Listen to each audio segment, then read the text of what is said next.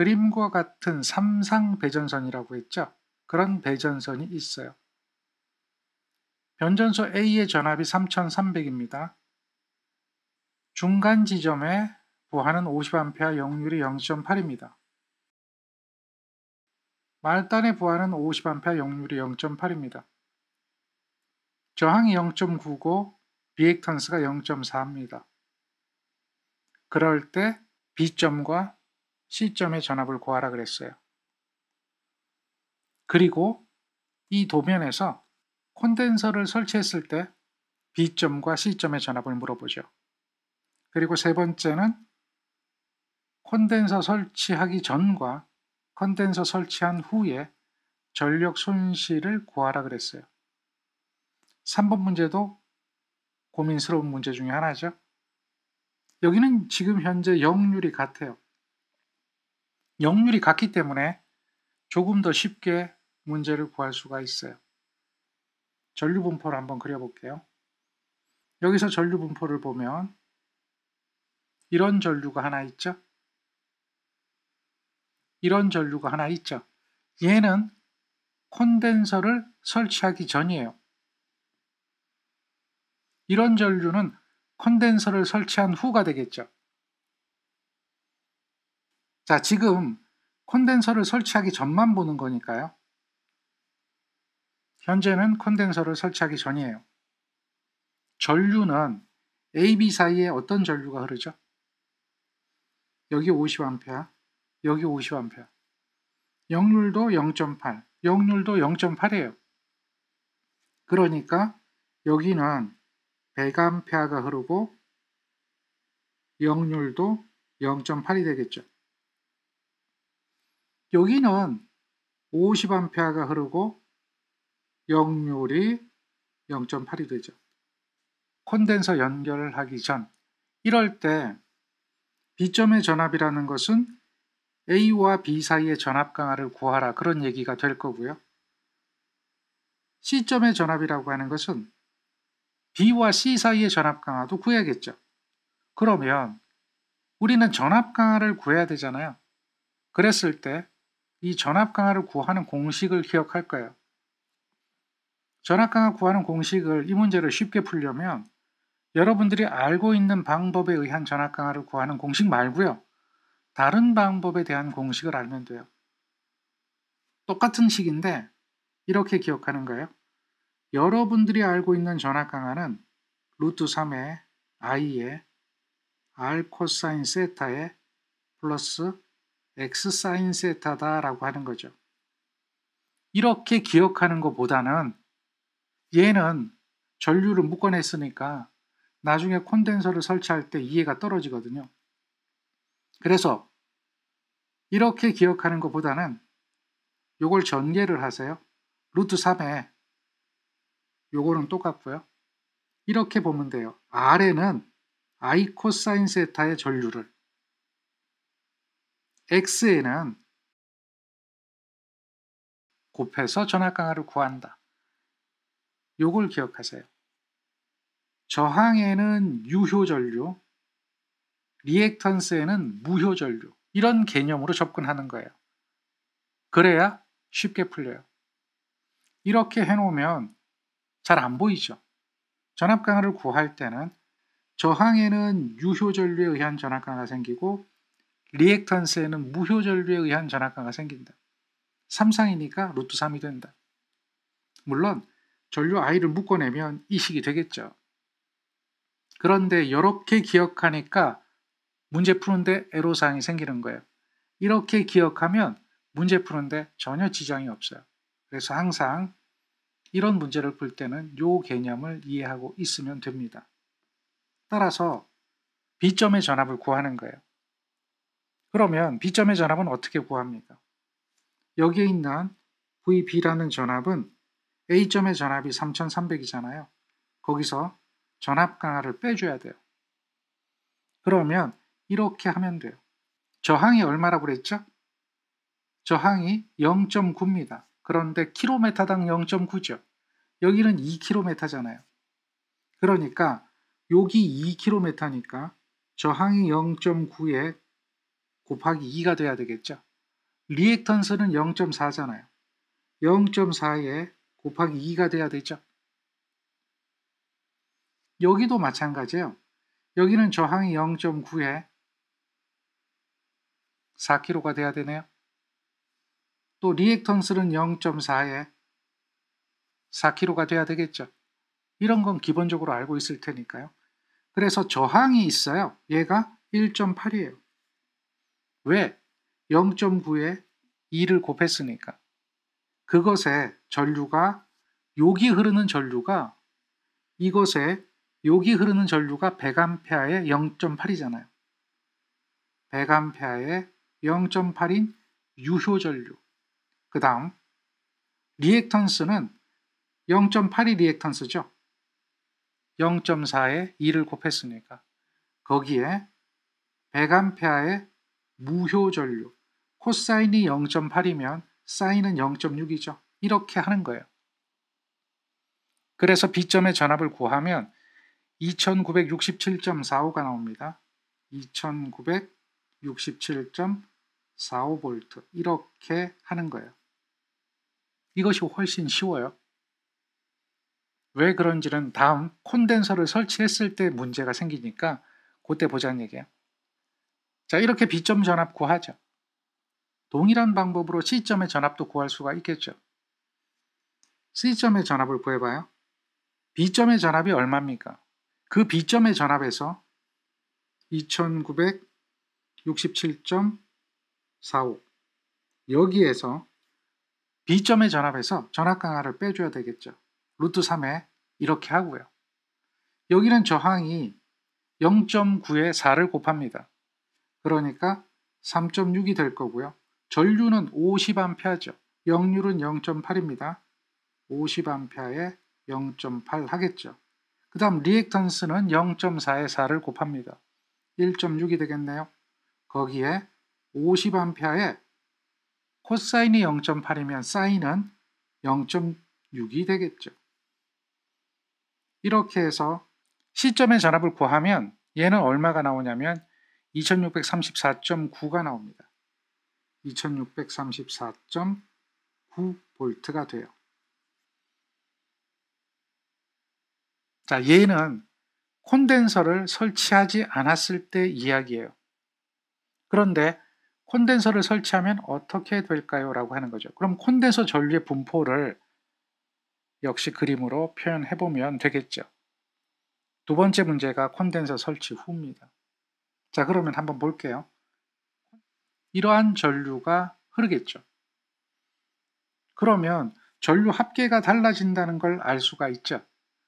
여기에 있는 이 콘덴서 전류는 어떤 전류입니까? 무효 전류죠. 무효 전류고 여기에 있는 이 부분도 무효 전류가 있어요.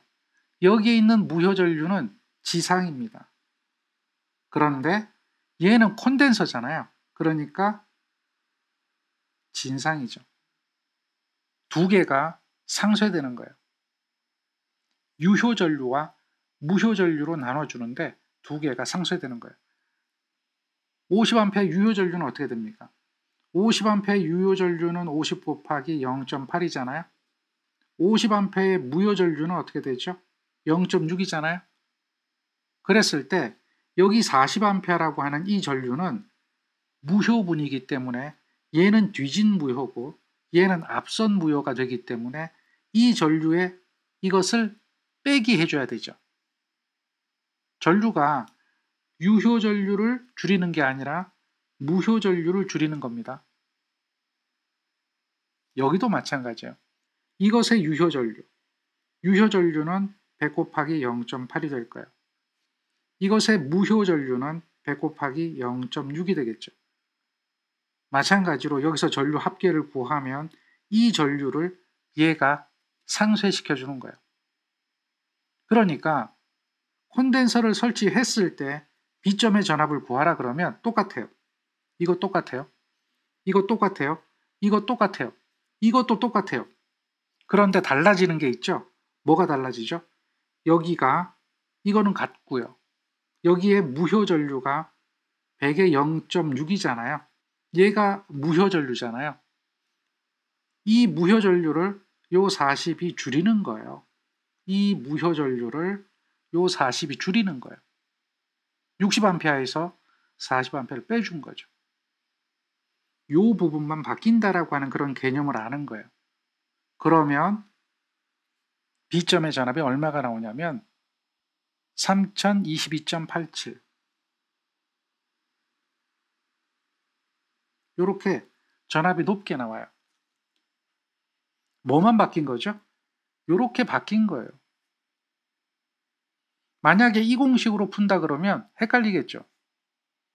그래서 이런 공식으로 풀지 말고 이렇게 풀란 얘기예요. 그래야 다음 문제가 쉬워져요.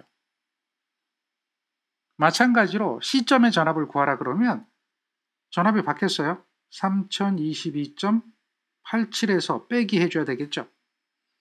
나머지 같아요. 유효 전류는 변함이 없어요. 무효 전류가 바뀌는데요. 1.6에 무효 전류는 50에 0.6이잖아요. 이 무효 전류를 마이너스 40해서 없애버리는 거예요. 상쇄시켜주는 거예요. 이 무효 전류를 40만큼 상쇄시켜준다. 무효 전류의 단위가 플러스다, 마이너스다 이거 따질 필요도 없어요. 플러스 J냐, 마이너스 J냐 이거 따질 필요도 없어요. 그걸 따진다는 얘기는 벌써 이해를 잘 못하고 있다는 얘기예요. 이걸 이해를 하면 플러스 J, 마이너스 J 안 따져도 돼요. 그냥 유효 전류, 무효 전류, 진상의 반대 지상, 지상의 반대 진상 이것만 생각하면 돼요. 그래서 이대로 집어넣고 계산기 누르면요. 얘가 얼마 나옵니까? 2081.17V 이렇게 나오죠. 바뀌는 걸 확인할 수가 있어요. 1번 문제나 2번 문제나 푸는 방법이 똑같은 거예요. 그러면 쉽게 풀 수가 있는 거죠. 그런데 1번 푸는 방법 다르고요. 2번 푸는 방법 달라요. 시중의 책들은 다 그렇게 합니다. 왜? 이 공식을 이용하기 때문에. 그런데 지금처럼 이해를 하면 그럴 필요가 없어요. 지상과 진상 플러스 마이너스 따지는 것은 아무 의미가 없어요. 지금처럼 풀면 유효 전류가 뭔지, 무효 전류가 뭔지, 그리고 뒤진 유효 전류를 앞선 유효 전류가 보상한다는 개념만 알고 있으면 이렇게 계산이 되는 겁니다. 자, 그 다음 문제, 세 번째 문제 풀어야 되잖아요. 세 번째 문제는 전력 손실에 관한 이야기예요. 콘덴서 설치 전 전력 손실과 콘덴서 설치 후 전력 손실이죠. 전력 손실의 기본식은 3배 I 자승 R이 전력 손실이죠. 이게 전력 손실이잖아요. I 자승 R. 우리 이거 계산할 때 어떻게 했죠? 3배에 I를 구할 때 P를 루트 3에 V 코사인 세타로 해서 이렇게 구했나요? 그래서 얘는 이렇게 없어지고 여러분들이 알고 있는 식은 V의 제곱에 코사인의 제곱에 세타에 P의 제곱에 R 이렇게 알고 있어요. 그런데 우리가 지금 이용하는 식은 이 식이에요. 전력 손실에 대한 요 식을 이용해야 되는데 여러분들이 여기서 역시 마찬가지로 전류에 대해서 어떻게 구해야 될까라고 하는 그런 개념이 안 쓰기 때문에 요것을 보여드린 거예요. 설치 전 손실을 한번 구해볼게요. 여기다 구해볼게요. 설치 전 전력 손실은 어떻게 될까요? 여기에서 3배 I 자승 R, 여기에서 3배 I 자승 R이죠. 그래서 두 개를 더해주는 거죠. 3배의 I의 제곱의 저항이에요. 리액터는 필요 없어요. 저항은 1.8이죠. 여기 흐르는 전류가 얼마 흘렀어요? 100이잖아요. 100의 제곱의 R이란 얘기예요. 더하기 3배의 I의 제곱의 R이잖아요. R은 얼마죠? 3.6이죠. 거기는 전류가 50A 흐르죠. 두 개 더해주면 돼요. 이렇게 하면 와트가 나오거든요. 그래서 이렇게 하면 1000으로 나눠주면 킬로와트로 되네요. 문제에서 요구하는 단위는 킬로와트이기 때문에 계산하는 거예요. 81킬로와트. 얘는 설치 전이에요. 여러분들은 이거 적을 때 어떻게 적으면 돼요? 3배에 곱하기 100에 제곱에 곱하기 1.8 이렇게 적으면 돼요. 설명하려고 가로치고 제곱한 겁니다. 똑같이 그렇게 흉내내지 마세요. 설치 후가 되겠죠. 설치 후 전력 손실은 어떻게 될까요? 역시 동일해요. 3배의 i의 제곱에 r이에요. 더하기 3배의 i의 제곱에 r이에요. 그리고 마찬가지로 1000으로 나눠줘야 킬로와트가 나와요. 결국 여기에 흐르는 전류는 지금 보니까 크기를 넣었잖아요. 그리고 여기에 흐르는 전류 계산하는 식도 크기를 계산했잖아요. 여기다가 코사인 세타, 사인 세타 뭐 이런 거 얘기하지 않았잖아요. 여기 코사인 세타는 요 단위가 킬로와트이기 때문에 코사인을 넣은 거지 전류에서 유효분을 구하려고 넣은 건 아니잖아요. 그 개념을 설명하고자 하는 거예요. 개념이 중요한 겁니다. 항상 개념 접근을 해야 돼요. 여기는 100A 피상전류, 50A 피상전류 넣었으니까 그럼 여기 흐르는 피상전류는 어떻게 될까요? 이것만 생각하면 돼요. 그러니까 조금 전에 보세요. 얘가 80A, 얘가 60A잖아요. 됐나요? 그러면 여기 흐르는 전류는 어떻게 될까요? 80A 제곱이죠? 그 다음 요거는 60A잖아요.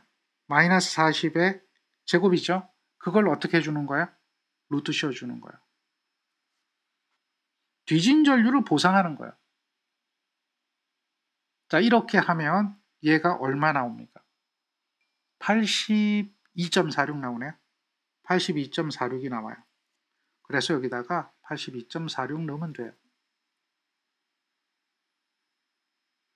여기도 동일하겠죠? 40의 제곱이 되겠죠? 요게 40, 요건 30이죠? 거기에 30인데요. 마이너스 40이 되는 거예요.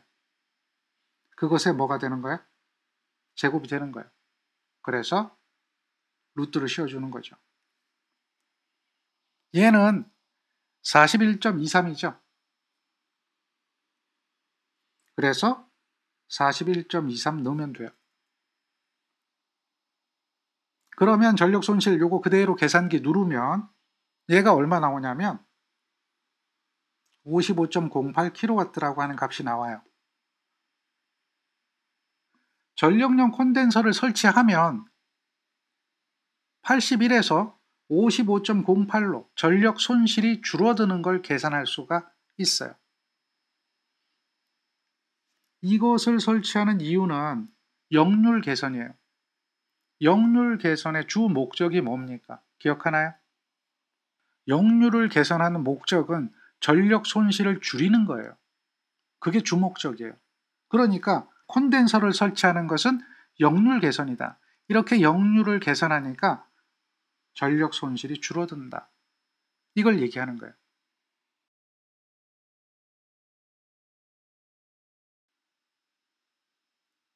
어느 수용가의 보아 설비가 그림과 같이 주어졌어요. 30, 20, 30이죠. 이렇게 돼 있네요. 이들의 수용률이 50, 60, 70이에요. 여기에 전력을 공급할 때 변압기 용량을 계산하셔야 했어요. 부동률은 1.1이고 부하의 종합 역률은 0.8입니다. 자, 그러면 전체 역률이 0.8이라 그랬고 설비 용량과 수용률이 주어졌어요.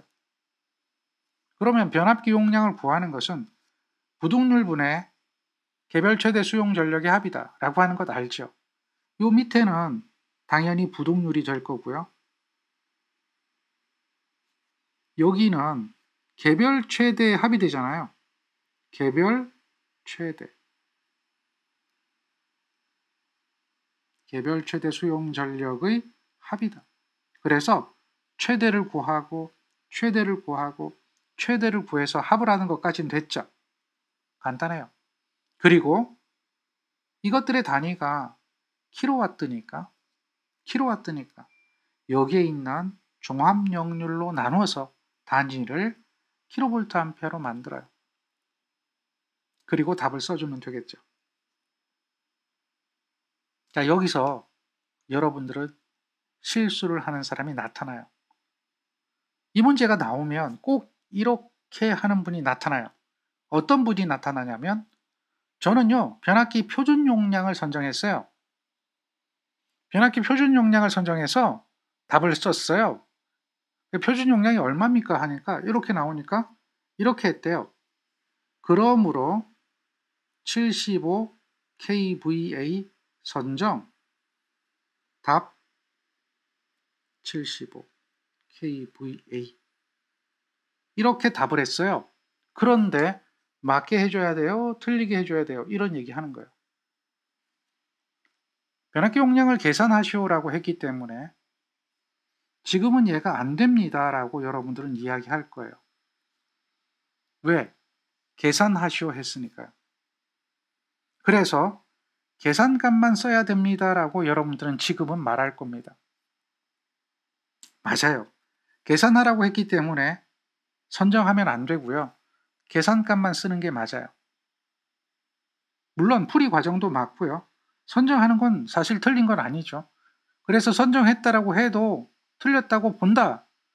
이거 좀 억울하다 이렇게 얘기할 수도 있겠죠. 그런데 계산하시오 했단 말이에요. 그러면 원하는 답은 이 답이란 얘기죠. 그러면 답안지 작성을 제대로 못한 이 내용은 수험생이 책임을 지는 겁니다. 그래서 이걸 맞지 않다라고 해도 수험생은 할 말이 없어요. 그런데 시험 보러 가면 이런 것들이 눈에 보이느냐라고 하는 겁니다. 이런 문제 나오면 바로 여러분들이 지금까지 공부했던 그 스타일 그대로 자기가 했던 그 습관 그대로 공부를 하기 때문에 그대로 문제를 풀기 때문에 그냥 선정하고 나오는 거죠. 생각도 안 해요. 계산해야 되는가? 선정해야 되는가? 이 문제가 뭘 물어보는가? 이런 거 생각도 안 해요. 그냥 풀어요. 그래서 쉬운 문제에 함정에 빠지는 사람들이 많아요.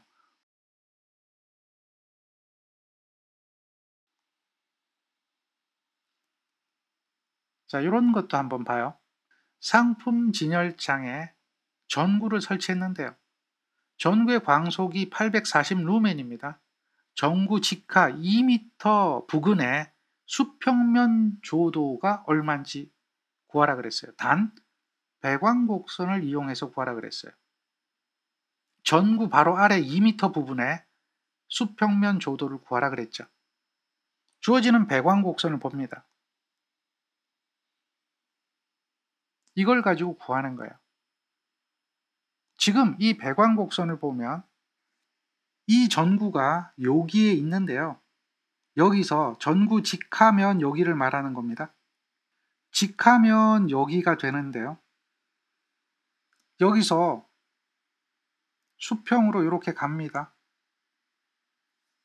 그래서 높이와 거리가 나올 거예요. 그래서 그 높이와 거리만큼 갔을 때 이러한 거리가 나오죠. 여기는 직하지만 여기는 직하가 아니죠. 수평으로 갔습니다. 그래서 요 지점에 대해서 수평면 조도를 구하라. 여기 수평면 조도. 이렇게 되면요. 기억해야 됩니다. 지금 여기 표시하는 이 수치들은 뭘 의미하냐면 1000루멘을 기준으로 한 광도입니다. 그런데 그 광도는 각도를 보면 수직으로 존재하는 부분에 요 부분에는 1000루멘당 3000 칸델라의 광도가 존재합니다. 그런데요. 얘가 지금처럼 30도로 가버리면 광도가 없어요. 요 지점은 이 광원이 배광이 이렇게 되기 때문에 이 광원의 배광에 의해서 보면 30도에는 광도가 0이에요. 그래서 수평면 조도는 이거는 계산해보나 마나 0이 됩니다. 왜? 광도가 0이니까요. 그런데 거리가 짧아집니다. 짧아져서 뭐 이런 정도가 되죠. 이렇게 되면 광도는 요 지점에 대해서 광도는 여기서 만납니다. 그러니까 여기가 3000, 그러면 절반씩 나눠져 있네. 4등분 되어 있네요. 그러니까 여기는 2250 칸델라 정도가 되는 거죠. 이 지점에서에 대한 광도는 1000루멘당 2250이 되는 거예요. 그러나 이 직하되는 지점에서는 영도인 지점은 1000루멘당 3000이 되는 거예요. 빛이 퍼지는 정도를 이렇게 표시한 겁니다. 이걸 배광이라는 거예요. 그래서 하이빔 전구가 되기 때문에 이 부분이 극단적으로 광도가 높고 이런 부분은 광도가 없는 겁니다. 자, 이 개념을 알고 있어요. 그리고 나서 수평면 조도를 구하는 거예요. 그러면 수평면 조도는 이렇게 계산하죠. 자, 수평면 조도 공식은 기억할 겁니다. 여러분들은 수평면 조도 공식이 이렇게 되는 건 알고 있어요. r제곱의 i의 코사인 세타. 직하기 때문에 코사인은 0도가 될 거고요. r은 높이 2m라고 했으니까 2m가 될 거고요. 그러면 광도가 얼마냐라고 했는데 여기에 3000에 만났으니까 여기다 3000 넣는 거 아닙니까? 이렇게 하는 분이 있는데 3000 넣으면 안 돼요. 왜 3000이 안 되느냐? 1000루멘일 때 3000이에요. 그런데 문제에서는 1000루멘이 아니라 840이죠. 1000루멘이 아니라 840루멘이니까 줄어들어야겠죠.